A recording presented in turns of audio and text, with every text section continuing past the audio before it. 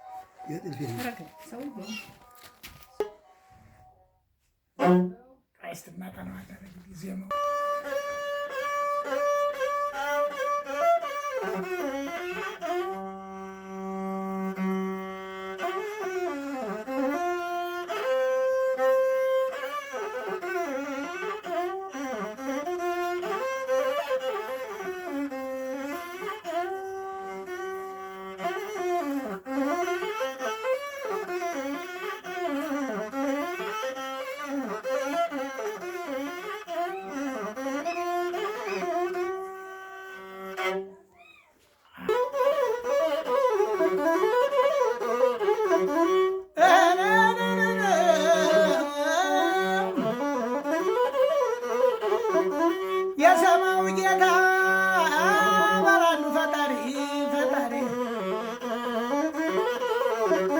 የሰማው ጌታ በላንዱ ፈጣሪ አትልክልንም ወይ የሰላሙን ጥሪ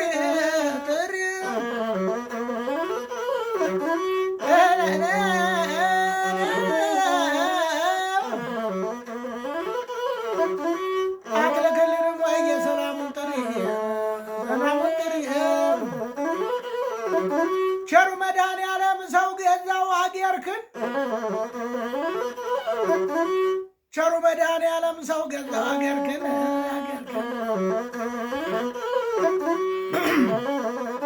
ዝምታዬን አይተው ለመናገር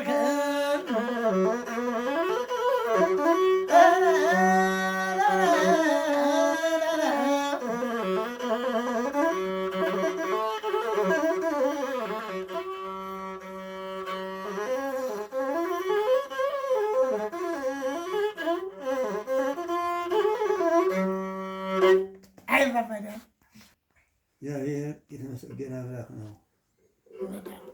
ከልብ ዕውር ከዓይነ ዕውር ማንም ይሻለው? የልብ ዕውር ነው ግሙ። የዓይነ ዕውርነት ልብ ብርሃን ከሆነ ይህን ሁሉ ግጥም ያመጣው ይሄ ነው። የልብ ብርሃን ነው ጥሩ። የዓይነ ዕውርነት ሰውን አይጎዳም። ልክ ነው አባዬ። ዓይንህ ከጠፋ ስንት ዓመትህ? ይሁንና የልብ ብርሃንነት እዚህ አድርሶሃል። የልብ ዕውርነት ግሙ። የዓይነ ዕውርነት ምንም ሰውን አይጎዳው። የልብ ዕውርነት ግን ራሱን ይጎዳል። እና አሁንም ልቦናህን ብሩህ አድርጎ ይህን ሁሉ ግጥም እንድትገጥም በልቦና ይዘህ ጽፈህ ደጉሰህ ጻፍከው። ልብህ ዕውር ሆኖ ዓይንህ ቢያበራ ይህን ግጥም የት ነው የምታገኘው? አታገኘው። ይህንንም የሰጠህ የልብ አምላክ ዳዊት በእግዚአብሔር ያሰበውን በዳዊት ቃል እንዲነገር አድርጎታል።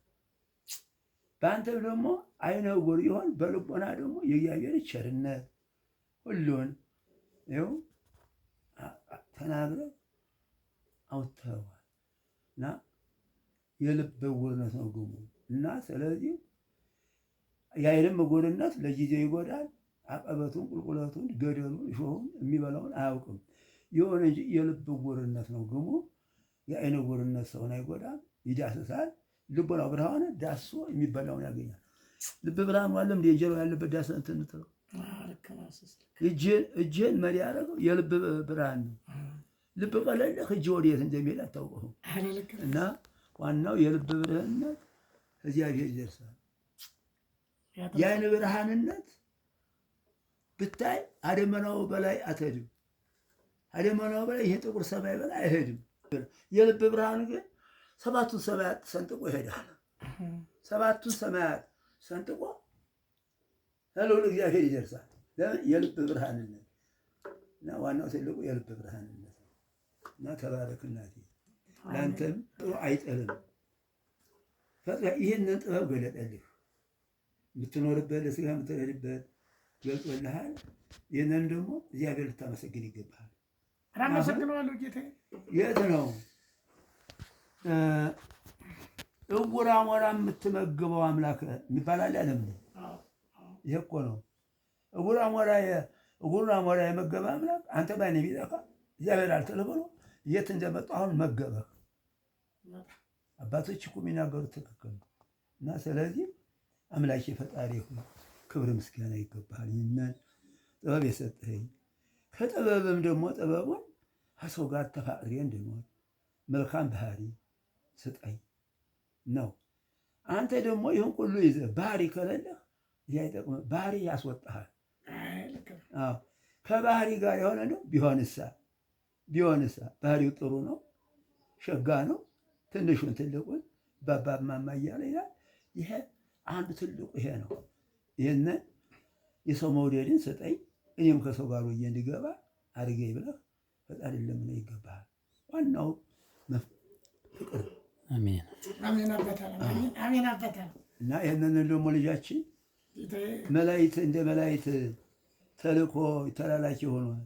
ይህንም ደግሞ ወንድማችን ልጃችን እንቅፋት እንዳያመጣው፣ ችግር እንዳያገኘው፣ መሰነካከል እንዳያገኘው ወላዲተ አምላክ የመብርሃን ተብላ የብርሃን እናት በሚሄድበት እያበላኝ እየገደፈች እድሜ ትስጥልን።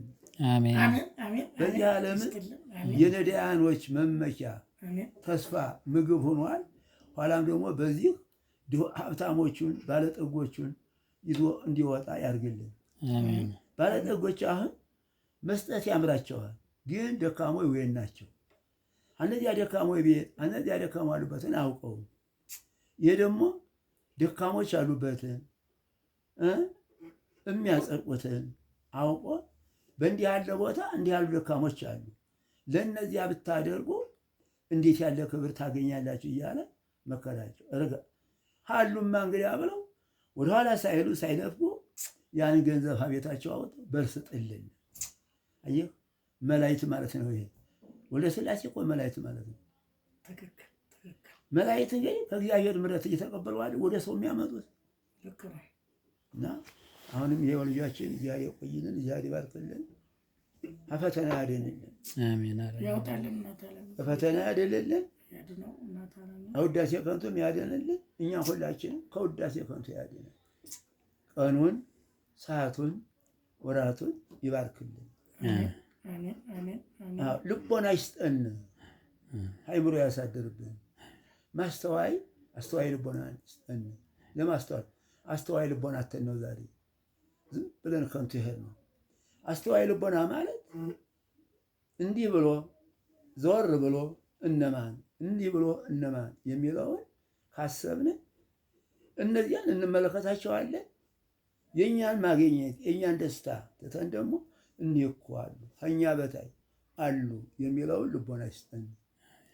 ከእኛ በታይ ወንጌልም የተናገረው የበላይን አታይ የበታችህ ነው ያለ። በአንተ በታይ አለ። አንተ ትሄዳለህ፣ ትራመዳለህ፣ ከሰው ጋር ትገናኛለህ። ግን እሳ ሰው መደብለቅ ያቃታቸው ፊታቸው ያለው ምድር ለማየት የነሳቸው አሉ። እነሱን ተመልከት።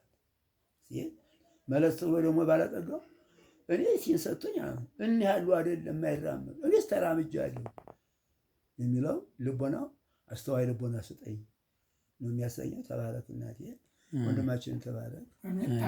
እኔ ምን አድርጌ ነው ያደረኩት ነገር የለ። እኔ ገንዘብ አይደለ ያው አይደለም ያንተ ላይ ነው ገንዘቡ። የመድኃኒዓለም ስማኝ፣ መድኃኒዓለም እኮ ለሁሉም እኮ በቤቱ ርቆት አይደለም።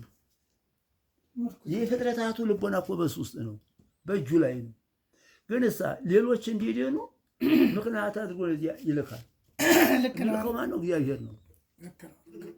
እግዚአብሔር የላከው ርኅሩህነት ያለው እጁ ይፈታል። እግዚአብሔር ያላከው ደግሞ ስጥና ያልቅህና አንተ ልመና ትገባለህ። ካወደ ዘዳ አትስጥ የሚለው ያጋንንት ነው። የእግዚአብሔር ደግሞ ርኅሩህነቱ ስጠው፣ እዘንለት፣ ያሳዝናል የሚያሰኘውን በልቦና ያሳድራል። ምን አድርጌ የምትለው በአንተ ባትላቅ አንተ ይህን ባታመለክት ህይወት ነጋል እንኳን ሽብር ቀርቶ 5 ሳንቲም አያገኝም። አያገኝም። እና እግዚአብሔር ያቆይልን። የሁሉም ጸጋ አለው። የሁሉም አለ የተሰጠው ጸጋ አለው። እና በተሰጠው ጸጋ ደግሞ ያን የተሰጠውን ጸጋ ደግሞ እንዳይነሳን እንዳይወስድብን ጠላት እንዳያመጣ እንዳይነጠን እግዚአብሔር በቸርነቱ ሰጪውን እሱ ነው። ሁሉ እሱ ይጠብቅልን። አሜን። ሰጪዎቹንም እግዚአብሔር ይህንን ያላቸውን እግዚአብሔር ጸጋውን ይስጣቸው፣ እድሜ ይስጣቸው። የሀሳባቸው ልቦና ይጠቅላል። በውጭ ያሉትም በኢትዮጵያ ያሉትንም እግዚአብሔር አንድ አድርጎ ተመስገን ጌታዬ፣ እንኳን ለሀገራችን እንኳን ወገናችን ለመገናኘት አበቃ ለማለት ያብቃቸው። ለዚህም ደግሞ ክፉ ለሚመኘው ጅል ነገር ተመኝቶ ልቡን በከንቱ ወስብ ከንቱ የሚያደርገውን ልብ ሰጥቶ ይሄ እኮ ሁሉ ለእኔ ለማይገባኝ ነው፣ ይህን የማይገባኝ ስራ መስራት የሚለውን ልቦናው ከቶ መልካም ልስራ፣ እግዚአብሔርን ልፍራው፣ በእኔ በላይ እኔ በሰው በላይ በሆን በእኔ በላይ እግዚአብሔር አለ፣ እግዚአብሔር ያየኛል፣ የድሆች አምላክ ይቃወመኛል፣ የድሆች አምላክ ይጥለኛል የሚለውን ልቦና ሰጥቶ ሰላምን፣ ፍቅርን፣ አንድነትን ይስጥልን። መጸጸትን ይስጥልን። መጸጸት ማለት ንስሐ መግባት ነው። እግዚአብሔር ያቆየን።